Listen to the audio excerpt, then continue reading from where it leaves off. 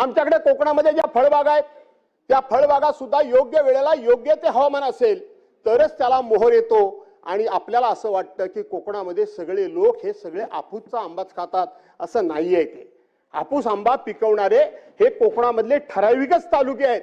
मी ज्या चिपळूण तालुक्यामध्ये राहतो त्या चिपळूण तालुक्याला कुठेही समुद्र किनारा नाही आणि ज्या ठिकाणी समुद्र किनारा नाही त्या ठिकाणी हापूस आंब्याचं पीक येतच नाही, आलं तरी जेमतेम येतं. आणि म्हणून आपल्याला असं वाटतं की कोकणामधले सगळे जे काही जिल्हे तालुके आहेत ते पूर्णपणे हापूस आंबाच खातात, असं नाहीये. हापूस आंबा हा लोकांनी स्वतःच्या कष्टातून उभा केलाय.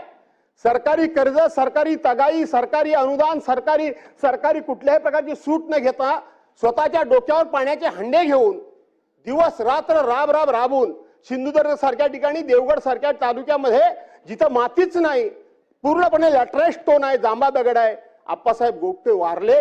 पण त्यांनी खूप मोठ्या प्रमाणामध्ये या ठिकाणी तिथल्या लोकांना समृद्ध केलं. त्या कापळामध्ये, जांभ्या दगडामध्ये खड्डे मारून बाहेरून माती आणून तिथं आपल्या स्वतःच्या कष्टानं, स्वतःच्या घामानं, स्वतःच्या पैशानं त्यांनी तिथे कलम उभी केलेली आहेत. त्या ठिकाणी हापूस आंब्याची लागवड केली आहे.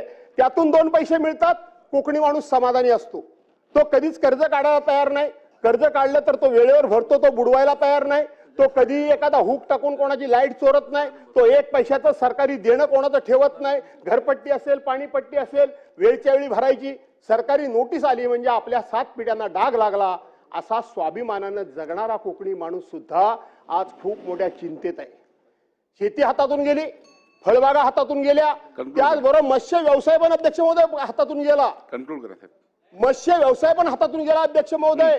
कारण त्या ठिकाणी समुद्रामधलं वेगवेगळे येणारं उधाण, वेगवेगळ्या वेळेला येणारं त्या ठिकाणी पाऊस पाणी, वादळ वारा, यामुळे समुद्रामध्ये बोटी घालू नका, समुद्रामध्ये जाऊ नका, मासेमारी करू नका, हे सरकारच्या वतीनच सांगितलं जातं. तरी सुद्धा तो बिचारा आपला जीव या ठिकाणी धोक्यात घालून तो जातो. इथं आपण बघितलं कारंजा बंदरावर परवांच्या दिवशी 37 माणसं 9 दिवस समुद्रामध्ये अडकून पडली होती. त्यांचा पत्ता लागत नव्हता, ते कुठे आहेत ते ट्रेस आउट होत नव्हते. 9 दिवस 37 माणसं ही पाण्यामध्ये अडकून पडली होती. तो मत्स्य व्यवसायाचा धंदा सुद्धा आता बंद पडलाय. देश विदेशातील प्रत्येक घडामोडींचे लाईव्ह अपडेट मिळवण्यासाठी आता साम टीव्हीच्या सर्व सोशल मीडिया प्लॅटफॉर्मला लाईक, फॉलो आणि सबस्क्राईब करा.